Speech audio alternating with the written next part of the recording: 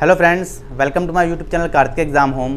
देखिए, जैसे कि आप सभी को पता है कि अगले वर्ष चुनाव है और इस समय जो केंद्र सरकार की जो भर्तियां हैं वो लगातार नई नई भर्तियां आ रही हैं और अभी प्रक्रिया में हैं।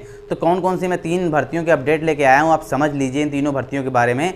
कब इसके फॉर्म भरे जा रहे हैं, कैसे फॉर्म भरना है, आपको पूरी जानकारी आज की इस वीडियो में मिल जाएगी। और कौन कौन लोग इस भर्तियों में अप्लाई कर सकते हैं, क्या क्या एज लिमिट होनी चाहिए और कब से एज लिमिट काउंट होगी, सारी जानकारी इस वीडियो में हम लोग जानेंगे। तो सबसे पहले देखिए, जो भर्ती है, पहले मैं भर्ती की बात करता हूं, 3 भर्तियों की बात करूंगा। पहले भर्ती की बात करता हूं, ये आईसीजी की भर्ती है। आईसीजी इंडियन कोस्ट गार्ड, इसकी वैकेंसीज आई हुई हैं, इंडियन कोस्ट गार्ड की वैकेंसीज़ हैं। और ये भी मैं बता दे रहा हूँ कि मेल वैकेंसीज, सिर्फ मेल कैंडिडेट जो हैं वही अप्लाई कर सकते हैं, फीमेल कैंडिडेट जो हैं वो अप्लाई नहीं कर सकते हैं। एज लिमिट क्या होनी चाहिए, आपकी एज लिमिट 18 से 22 साल होनी चाहिए। 18 से 22 साल आपकी एज लिमिट होनी चाहिए। और रिलैक्सेशन भी है, रिलैक्सेशन ओबीसी का रिलैक्सेशन है 3 साल का। ओबीसी मतलब जो ओबीसी कैंडिडेट हो 25 साल तक फॉर्म डाल सकते हैं। और जो एससी एसटी कैंडिडेट हैं, एससी और एसटी कैंडिडेट हैं, वो क्या कहते हैं 5 साल का उनको रिलैक्सेशन मिलेगा। तो वो जो है वो 22 और 5 27 साल तक उस फॉर्म को डाल सकते हैं। पोस्ट कितनी निकली हुई हैं, 350 पोस्टें हैं, 350 पोस्टें निकली हुई हैं। और क्या कहते हैं, इसमें क्या कहते हैं 10वीं मांगी गई है। आप तो या तो आप 10th पास होने चाहिए या आप 12th पास होने चाहिए। अगर आप 10th पास वाली वैकेंसी के लिए अप्लाई करते हैं तो कोई दिक्कत नहीं है, आप 10th पास हो आप अप्लाई कर सकते हैं। लेकिन अगर आप 12th पास वाली वैकेंसी के लिए अप्लाई करते हैं तो ठीक है, तो आपके जो कहते हैं सब्जेक्ट हैं 12th के, उसमें मैथ जरूर होना चाहिए। मैथ अगर सब्जेक्ट आपका नहीं है तो आप अप्लाई नहीं कर पाएंगे, ये आप इस बात को ध्यान रखिए। अगर आपने आर्ट्स वगैरह से, कॉमर्स वगैरह से आपने 12th किया है तो आप इस भर्ती में अप्लाई नहीं कर पाएंगे। 12th वाली बार जो जिसमें इंटरमीडिएट मांगा गया उस भर्ती में अप्लाई नहीं कर पाएंगे। बाकी आप हाई स्कूल में किसी से भी किया हो तो आप हाई स्कूल वाली भर्ती पर अप्लाई कर सकते हैं। लेकिन अगर आप इंटरमीडिएट की भर्ती पर अप्लाई करना चाहते हैं तो आपके 12th में मैथ सब्जेक्ट जरूर होना चाहिए, ठीक है ना। आप कब क्या कहते हैं, कब से कब तक अप्लाई कर सकते हैं, देखिए 8 तारीख से, मतलब कल से, आज 9 तारीख है तो कल से लगभग ये ऑनलाइन आपके स्टार्ट शुरू हो गए हैं। और ये 22 तारीख तक आपके ऑनलाइन चलेंगे, इसी 22 सितंबर तक आपके ये ऑनलाइन चलेंगे, ठीक है ना। और आपको जो अगर आपका इसमें सिलेक्शन होता है तो आपको सैलरी क्या मिलेगी, तो जो आपकी सैलरी रहेगी वो रहेगी 21,700। ये मतलब मिनिमम सैलरी लिखी जाती है, मिलती है क्या कहते हैं सीए कहते हैं। पहले तो आपको कहते हैं ये मिनिमम सैलरी लिखी जाती है 21,700 से 69,100 के बीच में ही आपकी सैलरी रहेगी। लेकिन जो 21,700 लिखा है, इतनी सैलरी नहीं मिलती है, ठीक है। इसमें पहले सीए मिलता है, डीए मिलता है, एचआरए मिलता है, इसमें जोड़ जाड़ के मतलब क्या कहते हैं इसमें सब ऐड होता है। ये तो आपकी बेसिक पे है, बेसिक सैलरी रहती है 21,700। जब आपको क्या कहते हैं इसमें सिलेक्शन हो जाएगा, अगर आपको इसमें सिलेक्शन होता है तो आपकी जो सैलरी बनेगी जाके कम से कम 32,000 प्लस बनेगी। कम से कम आपकी 32,000 प्लस आपकी सैलरी बनेगी जाके, अगर आपका इसमें सिलेक्शन होता है तो बहुत अच्छा चांस है। जो लोग क्या कहते हैं डिफेंस के सेक्टर में अपनी नौकरी पाना चाहते हैं तो उनके लिए बहुत अच्छा चांस है। अगर आप अगर उनकी एज 18 से 22 साल के बीच में है, जनरल कैटेगरी वालों के लिए, ओबीसी के लिए 25 साल तक और एससी एसटी के लिए 27 साल तक, वो लोग इस फॉर्म को डाल सकते हैं। और ये भी मैं आपको बता दे रहा हूँ, फिजिकली हैंडीकैप्ड इसमें नहीं चलेगा। अगर किसी तरीके से उनको शरीर में उनकी कोई प्रॉब्लम है या उनके क्या कहते हैं कोई दिक्कत है, तो अगर फिजिकली वो क्या कहते हैं फिट नहीं है तो इस फिजिकली और मेडिकल फिट नहीं है तो इस भर्ती में अप्लाई ना करें, आपका सिलेक्शन नहीं होगा। जो बिल्कुल फिट हैं फिजिकली और कहते हैं मेडिकली फिट हैं तो वही कहते हैं इस भर्ती पर अप्लाई करें। इसके बाद कहते हैं आपकी पोस्टिंग कहाँ होती है। देखिए, ये इंडियन कोस्ट गार्ड की जो भर्ती है ये खासकर नेवी के अंतर्गत आती है।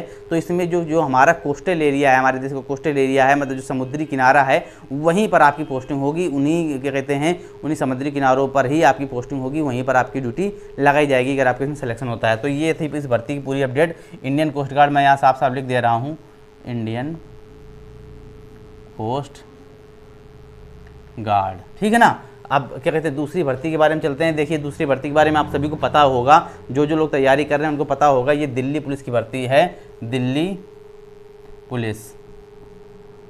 देखिए, अब सबसे बड़ी बात तो ये है कि कहते हैं ये ऑल इंडिया भर्ती है, मतलब इसका एग्जाम भी ऑल इंडिया होगा। और क्या कहते हैं आप कहीं से भी बिलोंग करते हो भारत में, आप इस फॉर्म को अप्लाई कर सकते हैं। या आपको ये भी टेंशन लेने की जरूरत नहीं है कि क्या कहते हैं हमको पेपर दिल्ली ही देने आना होगा, ऐसी कोई बात नहीं है। आपका ऑल इंडिया पेपर होगा, आप चाहे यूपी के हों, एमपी के हों, राजस्थान, बिहार, झारखंड, चाहे जहाँ के भी हों, आप अपने इसमें अप्लाई कर सकते हैं। और आपका जो एग्जाम है आपके ही स्टेट में होगा, ठीक है। सेंटर इधर उधर हो सकता है, लेकिन आपके स्टेट में जहाँ पर आप 3 सेंटर देंगे, उसमें ऑप्शन होता है 3 सेंटर देने का। आप उसमें जो क्या कहते हैं फॉर्म भरते समय जो 3 सेंटर्स में अप्लाई करेंगे उसी में आपका एग्जाम होगा। इसमें कोई दिक्कत वाली बात नहीं कि आपको दिल्ली एग्जाम देने नहीं आना पड़ेगा, ये ऐसा कोई ज़रूरी नहीं है, ठीक है। आपका स्टेट में ही आपका एग्जाम हो जाएगा, जो आप 3 सेंटर भरेंगे उसी में। आप क्या कहते हैं इसमें और क्या क्या है, देखिए एक चीज़ मैं और बता दूं आपको, अगर जब एग्ज़ाम तो कहीं पर भी हो जाएगा, लेकिन अगर आपका सिलेक्शन होता है तो आपको जो पोस्टिंग है वो आपकी दिल्ली में ही होगी, क्योंकि ये दिल्ली पुलिस की ही वैकेंसी है। दूसरा पॉइंट क्या, कितने पद आए हुए हैं, एक बम्फर पद हैं, बहुत ज़्यादा पद आए हुए हैं, 7,547 पद आए हुए हैं। और क्या कहते हैं इतने पद आए हुए हैं, इसमें महिला और पुरुष दोनों लोग अप्लाई कर सकते हैं, महिला अभ्यर्थी और पुरुष अभ्यर्थी दोनों लोग अप्लाई कर सकते हैं। एज लिमिट क्या होनी चाहिए, देखिए इसकी सबसे एज लिमिट के बारे में समझ लीजिएगा, बहुत ज़्यादा इंपॉर्टेंट है। सबसे पहली बात तो एज लिमिट आपकी 18 से 25 के बीच में होनी चाहिए, ठीक है। रिलैक्सेशन, वही रिलैक्सेशन मिलेगा ओबीसी के लिए 3 साल का और SC/ST के लिए 5 साल का, मतलब ओबीसी वाले 28 साल तक फॉर्म डाल सकते हैं और क्या कहते हैं SC/ST वाले 30 साल तक फॉर्म डाल सकते हैं। अब ये समझ लीजिए क्या कहते हैं एज कब से काउंट होगी, सबसे ज़्यादा मुश्किल बात यही, एज कब से काउंट होगी। देखिए एज जो है आपकी 1 अगस्त से काउंट होगी, जो एज है 1 अगस्त से काउंट होगी, मैं इसी में लिख दे रहा हूँ एज काउंट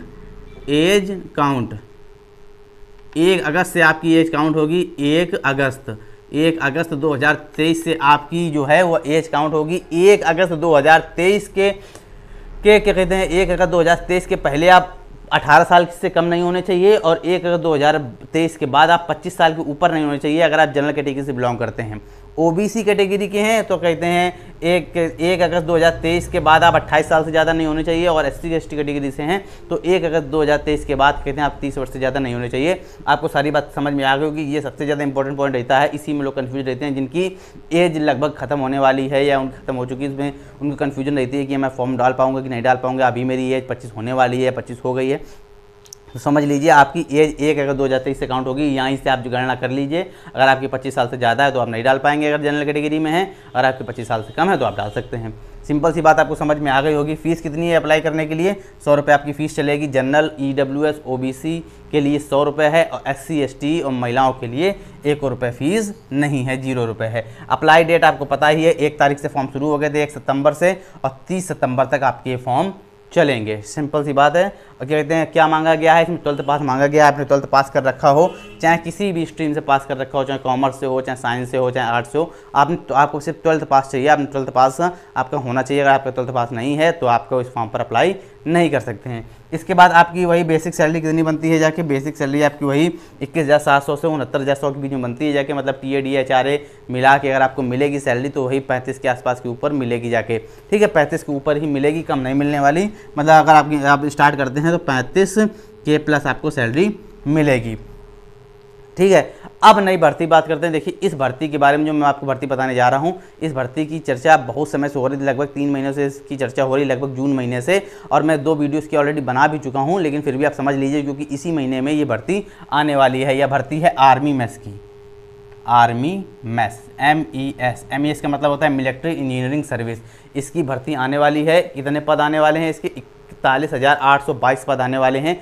इसी महीने ये प्रक्रिया ऑनलाइन हो जाएगी। अभी डेट क्लियर नहीं है, इसीलिए मैंने डेट नहीं लिखा है, अप्लाई डेट किस डेट से है, लेकिन इसी महीने ये भर्ती पूर्णतः आ जाएगी। इसकी आप क्या कहते हैं, इसके लिए आप बेफिक्र रहिए, ये भर्ती आ जाएगी। एज लिमिट कितनी होनी चाहिए, 18 से 25 साल के बीच में होनी चाहिए, 18 से 25 होनी चाहिए। वही रिलैक्सेशन मिलेगा। OBC को 3 साल, मैं बार बार लिखना पड़ रहा है मुझे, SC/ST को 5 साल का रिलैक्सेशन मिलेगा, ठीक है। फीस कितनी रहेगी, 100 रुपये रहेगी जनरल, EWS OBC के लिए, और SC/ST के लिए 0 रुपये फीस रहेगी।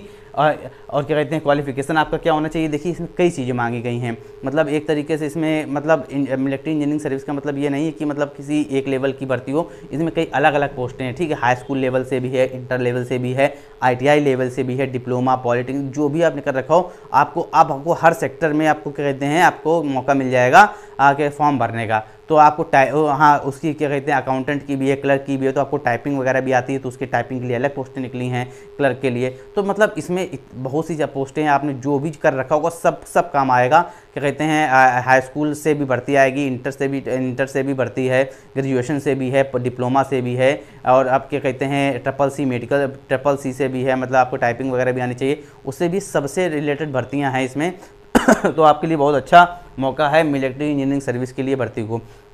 भर्ती को लेकर। एज लिमिट अभी मैं नहीं बता सकता हूँ कब से काउंट होगी, 18 से 25 मांगी गई है, लेकिन एज लिमिट के लिए अभी तय नहीं किया गया है कब से काउंट होगी। लेकिन आप मान के चलिए कि 1 अगस्त 2023 से ही आपकी एज लिमिट काउंट होगी, क्योंकि ये केंद्र सरकार की भर्ती, केंद्र सरकार जो पहले करता आया है वही करेगा, चेंजमेंट मुश्किल है जो करे, लेकिन कर देता है तो मैं उसका अपडेट आपको दे दूंगा। लेकिन फिलहाल आप 1 अगस्त से ही मान के चलिए कि 1 अगस्त से ही आपकी एज जो है वो काउंट होगी। फिलहाल क्या कहते हैं 18 से 25 साल अगर आपकी एज है तो आप जनरल कैटेगरी और EWS से आते हैं तो कोई दिक्कत नहीं है, आप इस फॉर्म को डाल सकते हैं। OBC वाले 28 साल तक डाल सकते हैं, SC वाले SC/ST वाले 30 से 30 साल तक इस फॉर्म को डाल सकते हैं। बेसिक सैलरी वही है 21,900 से 69,100, वही इसकी बेसिक सैलरी है, वही आपकी 35 के आसपास के में 35,000 के आसपास इसमें भी सैलरी बनेगी जाके अगर आपका सिलेक्शन होता है।